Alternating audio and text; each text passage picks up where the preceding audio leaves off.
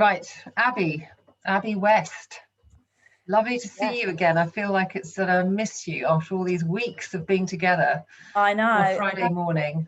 I know. Yeah. And the other ladies have been sort of saying, I miss you, Friday mornings. So I'm sure that we'll set up something so that we can get together again. I'm Yeah. going to be That'd doing a mastermind program, actually, which I be hadn't okay. mentioned to you, for us to be able to really thrash out ideas and be able to learn and connect with each other as well.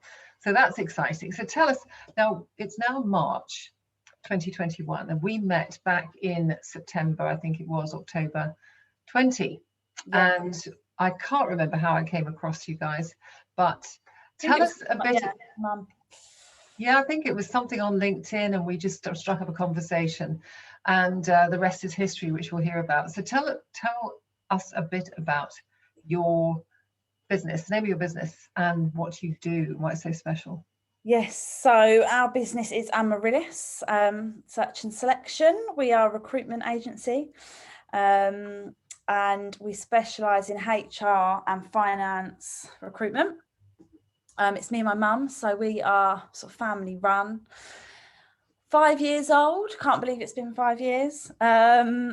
So yeah, that's pretty much us really. What makes us different is that it is just us two. So we're more of a consultancy, one-to-one type company, as opposed to the big agencies. So what does that mean to your clients then? that means that we build, real relationships and long-term relationships. You're not dealing with one account manager and then maybe a different account manager next month. You take a really personal approach to this, don't you? Yeah, it is personal. Our clients are our friends, really. And we don't deal with lots and lots of jobs and lots of different clients. We deal with, a selection of clients, and then in that way, we can really get to know them and their culture and the sort of people that they want, as opposed to what CVs they want. Right. So it sounds like you save them a lot of time. We because do, they yeah. get a lot bombarded, I'm sure. Yeah, so that's one of the things. We're not driven by targets at all. So, unlike some agencies where they say, oh, you have to send clients 5 CVs a day and you have to do this and you have to do that. Right, it sounds like a nightmare. Yeah, and in the end, the client then just receives a lot of rubbish just for the sake of a target. So with us, we send you somebody if they're actually suitable for the job. Well, I tell you something, I know, having known you since October, whenever that was, you've struck me always as being incredibly authentic and honest and having integrity, and it comes through in everything that you say. And there's a sort of, if I was doing business with you, I would absolutely trust that not only would you tell me the truth, but you would be committed to excellence, to doing a good job. So I've always had that sense from you. So I do hope that anybody who does hear this can experience that for themselves. Yeah, lovely, thank you. Yeah, I mean, I am passionate because it is like my baby. So. Yeah. And that's, I think, another thing why clients like using us, because we care about our reputation, so we're very careful with our whole process, really. And doing the right thing, that's one of our values. Just do the right thing, do the right thing, not the easy thing. Do the right thing, not the easy. Okay, do the right thing may not be easy. So Abby, just tell me a little bit about what prompted you to come on the program. I know we spoke almost like 3 days or the day before it was starting. Yeah, it was. What was it that kind of attracted you to it? And what was going on in your world at the time? We've always loved networking as much as possible. Obviously, being a small company, it's important to network. And after the year, the horrible year of COVID, we just got really stagnant and hit a point where there was just no lack of motivation, lack of drive, lack of hope, lack of confidence about the industry and the future of the business. And it was just quite a sad, dull time, really.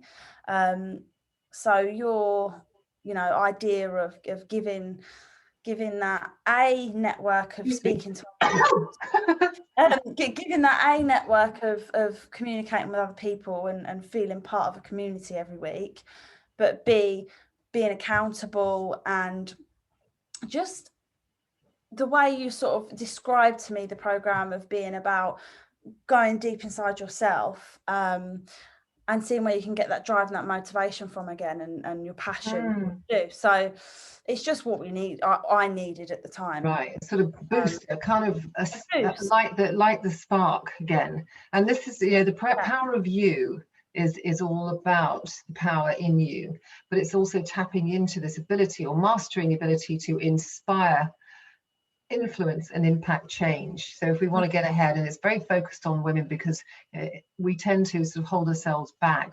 What do you think was holding you back? Confidence, a lot of confidence. The whole imposter syndrome, I've always had it. It's a big problem of mine.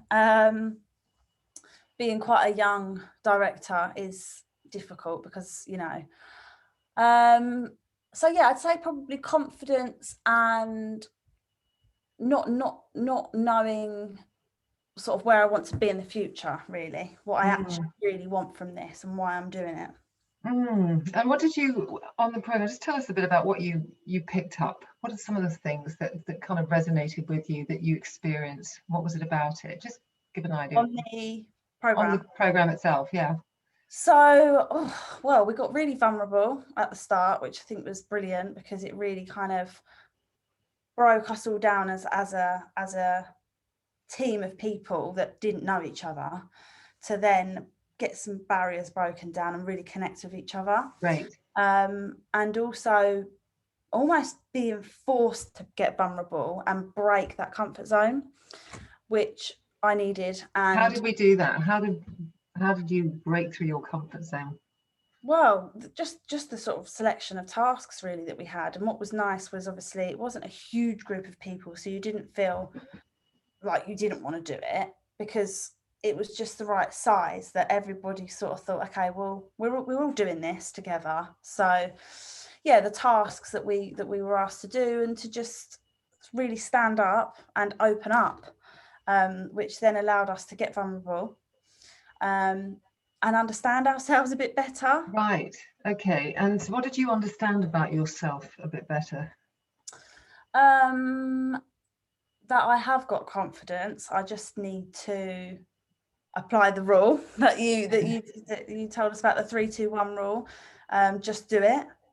And yeah, I think I also learned that sometimes your strength is what you think is your weakness. So some things that you think, aren't that For great example? about. Probably just the emotion. I'm quite emotional and like deep down, but actually that's a strength and that's not a weakness. If you just get vulnerable about things, sometimes you're then in a better position to connect with people, right? Clients, candidates, whatever that may be. But I always put this barrier up, whereas the beginning of that training allowed me to take it down a little bit. Okay. What was the value of that? Being able to connect with people better, because as soon as you take that barrier down, people go, oh, actually, Abby, she's just a human being. She's, just as vulnerable as all of us. She's, So although that wasn't with clients or customers or what have you, it was with people that you're networking. What is that barrier then? What is the thing that came down? Why did you have it? Why do we have it, do you think? What was it protecting? I feel, probably protecting your emotions, your feelings. I think a lot of us women in business feel that we need to look like this strong, woman, and I can be great in business, and powerful and successful, and we feel that we have to have that hard face to do that, but actually we don't. I think that's why. And so you've been through quite a lot in your life, and you've been through quite some traumatic experiences, but without going into the detail of them, what did you manage to share with us in terms of what you discovered that you were capable of? I think I discovered that if I'm capable of doing what I'd done in those traumatic times and handling them the way I handled them, and getting through it, really, that, I mean, that just that strength in itself, you know, I learned that if I can do that, what else am I capable of? Right. And actually now sometimes I look at things like doing a sales call or pitching to a new client, or, you know, pitching to a really big global company that I've never done of that size before. When I'm doing things like that, I now think, is it really that scary, Abby? Because really, you've dealt with my So scary. you've managed to, I mean, one of the things that we did do was to remind ourselves of what we've got going for us by looking back at the past and looking at strengths that we have. And something that we don't tend to do as women, is it? We generally, and by doing that, what you're able to do is remind yourself when you're going through uncertain times. Is that what you're saying? Yeah, remind yourself, and also, even on the flip side of things that may be sad and hurtful, you know, you put things into perspective a bit more, don't you? Right. Like, actually, Yeah. yeah, that's quite sad. It's a little bit annoying, but I've dealt with worse, you know. Yeah. Yeah. And that kind of gives you the resilience and the strength to carry on. So in terms of communication, and one of the things that, you know, maybe for some people is quite different is every session, it was over 12 weeks, this one, that we got up and we spoke, and it was what I call stand and deliver. So it's sort of Dale Carnegie talks about public speaking is the nature's way of building self-confidence. How did that help you with delivery of your message or your communication? It helped me, well, it definitely helped me with confidence, because of, you know, the feedback that we would always do after each person spoke. So, you know, yeah, we'd give positive feedback, which gave you that confidence, but we also gave constructive feedback on how to improve. So I'd say it definitely gave me confidence, because also witnessing other people do that as well. Yeah. You know, it's all right having a one-to-one with somebody and them giving you feedback, but having 7 or 8 people in the room, Audience. you Yeah. learn from them as well when they do their talk. Yeah. And you also might get confidence in areas because you think, oh, okay, I'm not too bad actually, you know, because you get to compare, you know, no one's perfect. I think it's easy to think that, oh, everybody else delivers a speech amazingly, I'm going to really struggle. But actually, everybody struggles, even people that have been doing it for. What did you find the key was? Not that kind of gave you that confidence. What do you mean? Sorry. So what was the thing that gave you the confidence? What made the difference when, you know, you said, well, actually, people struggle with giving talks, but this enabled you to connect with you. Yeah, enabled me to connect with me. It enabled me to practice as well and get feedback, because the only time I've ever done it is in front of a client. So it's nice to just do it in front of other people that you know can. Yeah, practice makes perfect. And how much was you know, we talked about the head and the heart a lot during the program. So that was huge for me, because that, I mean, I'd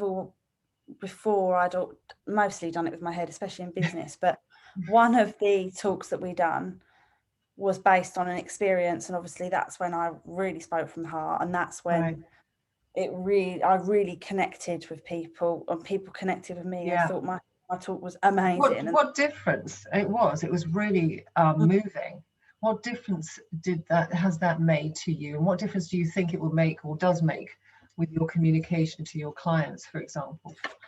The difference it's made is to feel more comfortable and confident with being business Abby and personal Abby. I've always differentiated the same. And I've been business Abby at work and then home Abby at home. But actually, if you blend the two together and you're just you, that is when people connect with you. Yeah, and what do? They trust you because they can see the real you. Yeah. They trust you. They build relationships with you. They have confidence in you. So what's the biggest thing you got from this program over that 12 weeks together? Definitely how to deliver and connect with people better.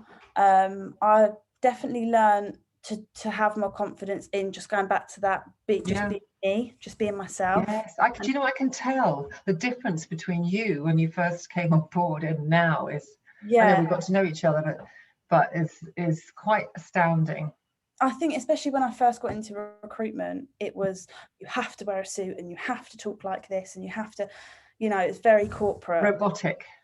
Yeah. So, and I had a speech that I had to say on the phone, and a form I had to, script, sorry. So that sort of, that probably didn't help, but now obviously having my own way of being able to do things and being able to apply that, it's been lovely to, I suppose, because we're a small company, it's been nice to connect with so many other people and almost be given that go ahead. Yep. Yes. You're okay to be yourself. You're okay to do that. You're okay in how you're communicating, you know, to get. And going forward, where do you see you doing more of this? What's the thing you're going to work on most? 3-2-1 rule, which is 1, do it. Stop thinking about it. Just count down from 3, 3, 2, 1. 3, 2, 1. So this is the breakthrough formula that we talked about every week, pretty much, and it was about having that sort of mindset of getting into this, of being aware of your instincts or the things that you know you should do, and you've got me now on your shoulder every day, going, right, Abby, 3, 2, 1, move, go. Yeah. So it's a really good little tool. And you said that you use it quite a lot. Just tell me about that. Yeah, I mean, it's so simple. It sounds so simple, but it's so effective. What has it helped you do? It's just helped me to stop procrastinating and thinking and overthinking about something as simple as update the system, do your admin, go for a walk, pick up the phone, make one call, you know, and now you're doing more of that. Yeah, I mean, especially not having a manager to be on at you all the time. I needed that. What difference does it make for you now? Huge. It's not even a thought in my head anymore. It's just, as soon as that thought comes into my head, it's 3, 2, 1, and then it's. And what's the impact of that? Just more things getting done. Yeah. Which ultimately means more success, more satisfaction, you know. Yeah, less stress, I imagine too. Less stress, less overthinking. That was lovely. It's been a real pleasure chatting to you, and I know that we will continue to have these conversations, and I will continue to be there for you, to support you, because I think you know, you are an incredibly powerful woman, and you've just softened so much over several months that I've got to know you, and we're seeing the real Abby. You know, that she was there and always has been there, but now we're seeing more of her, and what an absolute delight. Thank you.